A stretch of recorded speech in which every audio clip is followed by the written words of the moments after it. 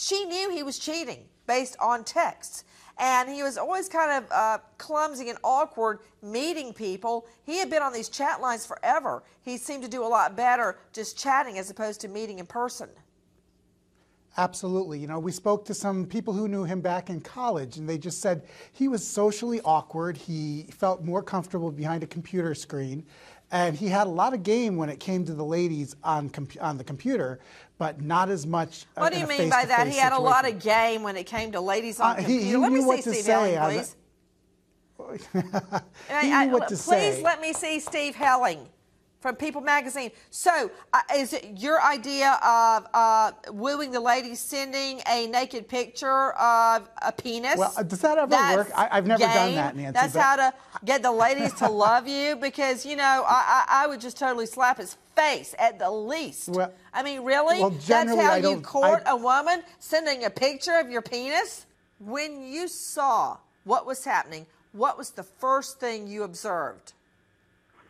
The first thing after noticing that the body that was laying on the hot pavement was in fact a 2-year-old toddler, I was about 4 or 5 feet away from him, of course that being Cooper, and then Mr. Ross, I was about 3 feet away from him, and he was hysterical. He was crying out.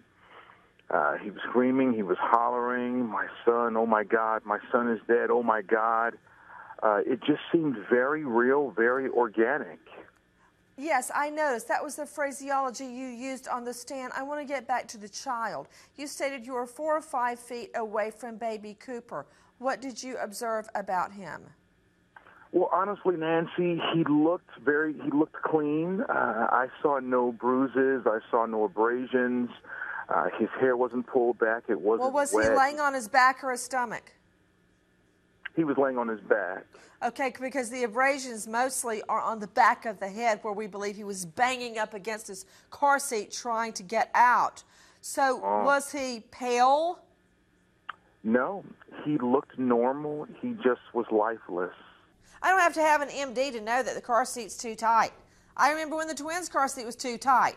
I could hardly buckle it anymore. I let it out all the way. It was too tight. He did it on this. He knew it was too tight on the child. We don't know, Nancy. He goes all the way to Home Depot to get light bulbs, but he can't go get a car seat that fits.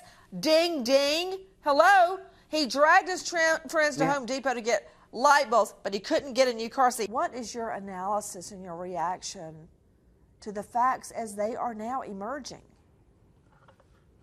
Well, obviously, like everyone else, I'm disturbed, blown away, and upset by it all. I mean, you know, to have a baby pass in that manner is, you know, unthinkable.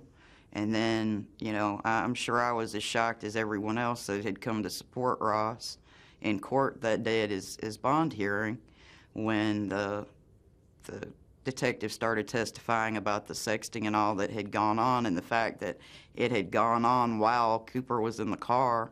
You know, it's just unconscionable, really. Now, when you first learned that baby Cooper was dead, what was your immediate reaction? I wanted to throw up. I just, you know, that was really indescribable. I mean, this is somebody, you know, that reaction I'm sure anyone would when they hear that a child has died, and died in that horrible, awful manner.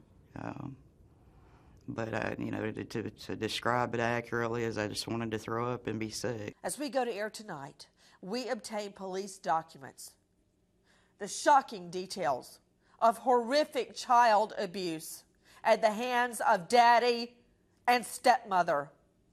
We want justice for this little boy. I had no idea when I came across the article of the dad looking for his son door to door that this would open up a can of worms that would result in proving not a father desperate to find his child, but a father who allegedly abuses his child along with the stepmother in a horrific manner. Straight out to Susan Candiotti, CNN national correspondent. Susan, what have we learned? Well, a lot more, and there's a lot, Nancy, in this multi-page petition that goes into, as you said, pretty horrific detail about this alleged abuse. Now we are learning that this went on, according to this, for 2 years.